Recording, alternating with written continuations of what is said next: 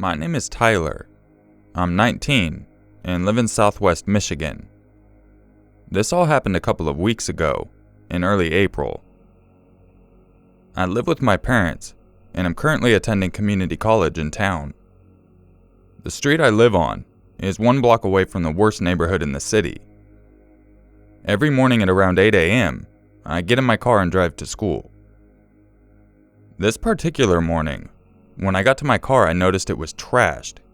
Every compartment was open, and their contents were strewn around the car. Somebody had ransacked it.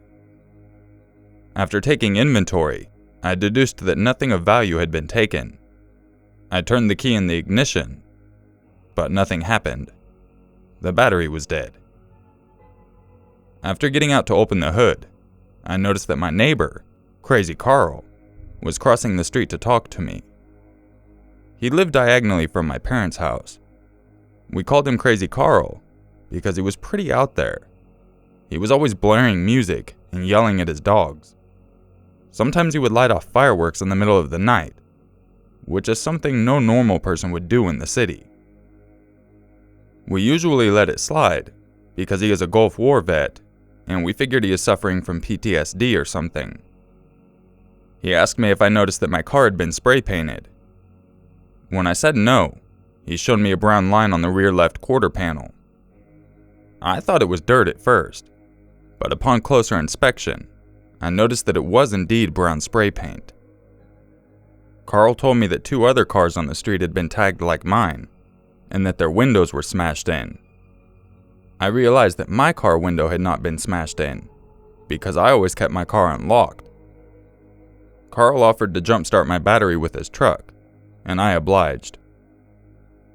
I dismissed this incident, and since nothing was taken, and no damage was done, I couldn't care less.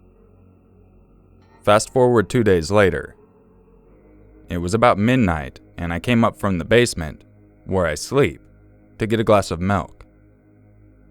When I got to the kitchen, I absent-mindedly tried to peer out the kitchen window, which overlooks my driveway. After seeing nothing but blackness, I tried to turn on my iPhone flashlight, and was greeted by my reflection looking back at me.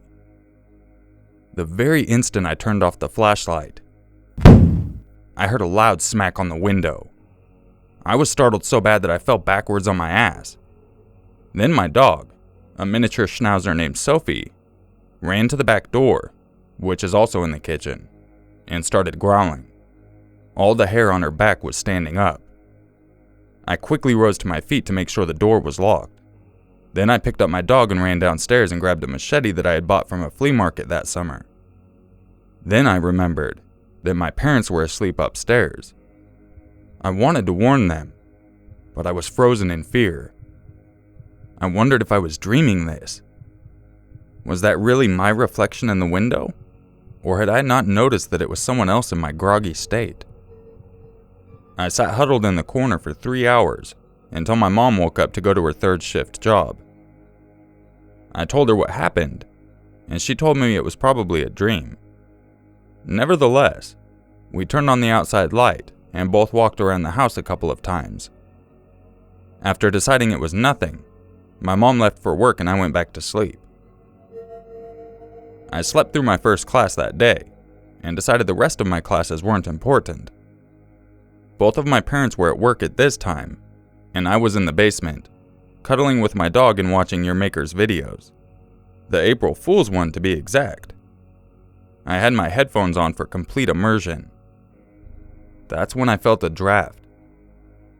I figured my mom had come home and left the door open, because I could hear someone walking around upstairs. The back door of my house was just up the stairs. I had just gone up the first step to get close to the back door, when I saw Crazy Carl step through the open doorway into my house. He saw me and started coming down the stairs. My heart jumped into my throat. I started backing away when I saw he had a pistol drawn. Honest to God, my only thought was that I had to survive this, so I could submit this story to Urmaker. I started slowly stepping towards the machete. When Carl saw this, he immediately holstered his weapon and put his fingers to his lips. "There's someone upstairs," he whispered, and pointed upwards. I could still hear footsteps above me. My mom, I said, fearing for her life and my own. He shook his head. That's not your mom, he whispered back. My heart was beating 1,000,000 miles a minute. What the hell was going on? That's when we heard a crash from upstairs. Carl drew his gun and immediately ran up the stairs. I followed close behind, still very confused. We walked through the kitchen and into the living room to see a large Hispanic man in a black shirt and camo pants stumble into view. Upon seeing us, he took off towards the front door and flung it open, Carl and I in hot pursuit. The intruder made it to the street. He started running ungodly fast.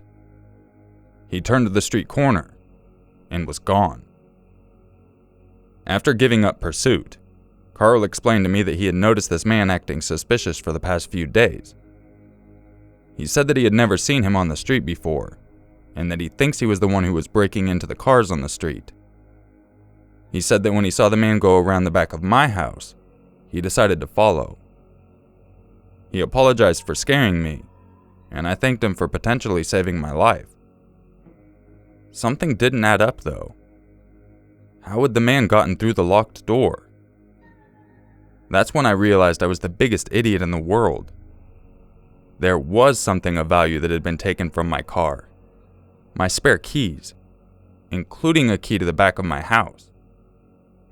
I guess he didn't steal my car, because the battery was dead. I filed a police report, and Carl and I told the cops what happened.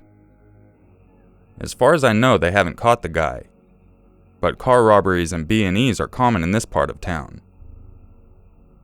Moral of the story: don't be an idiot. Although I'm thankful to Carl for trying to protect me, I still think there may have been a better way than to storm into my house brandishing a gun and giving me a heart attack.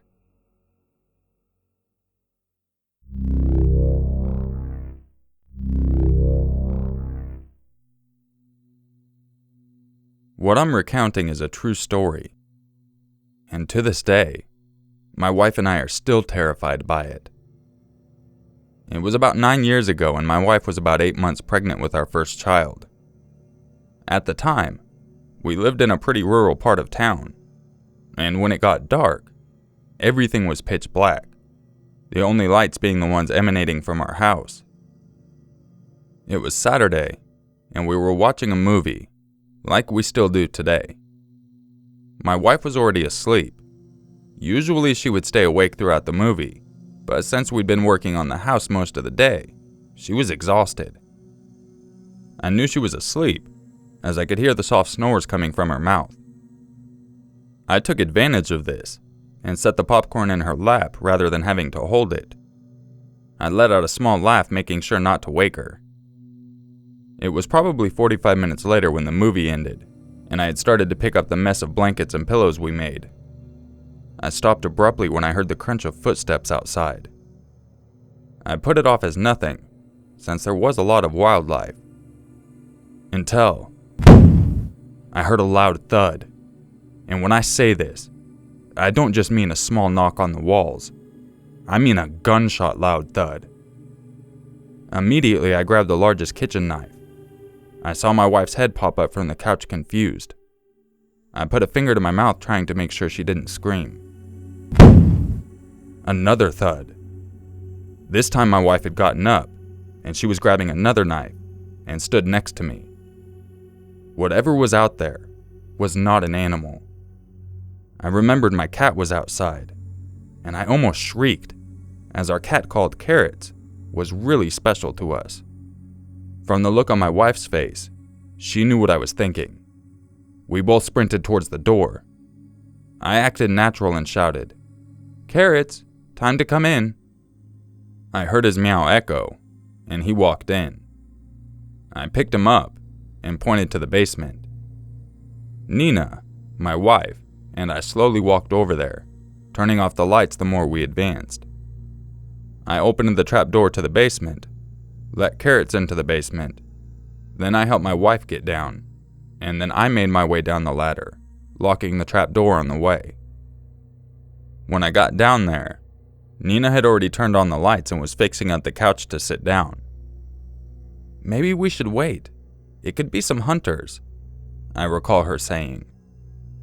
Since Nina was right about most things, I was betting she'd be right on this one too.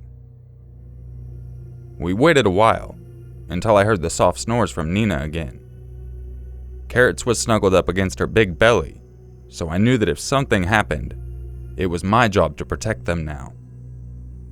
I could hear rustling upstairs, and I went to reach into my pocket for my phone, but it wasn't there. What a coincidence, I had thought to myself. Perfect time for me to keep my phone charging.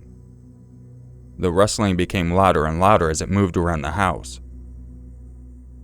I waited for a while, until I checked my watch and it was already morning. The rustling had stopped a little bit ago. I woke up Nina, and she woke up easily. "Come on, it's morning," I told her. "You sure it's okay?" she responded. I nodded, and we went up. I was first with Carrots. Then when Nina was close enough, I lifted her up. When I looked around, I was shocked to see what happened. Everything was in shambles. Papers were scattered everywhere, walls were filled with holes, and anything that could be broken was broken. Nina was expressionless, like I was. We moved through the house. My hand was tightening around hers. The walls were filled with scribbled marks, which were incomprehensible words. When I got to the phone, I called the police informing them of what happened. We were evacuated from the house when they arrived, and unfortunately, unlike today, we didn't have that much amazing technology, so no one was suspected, and whoever did this is still on the run. This is the first time I've said anything, as I didn't think most of my friends would believe me. We now have 3 children, and Nina and I are still paranoid leaving the kids alone, or about forgetting to lock the doors.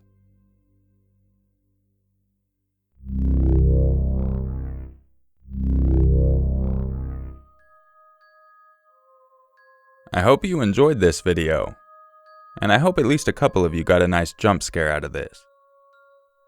I'll catch you guys in the next video, and just remember, it's always scarier if it's true.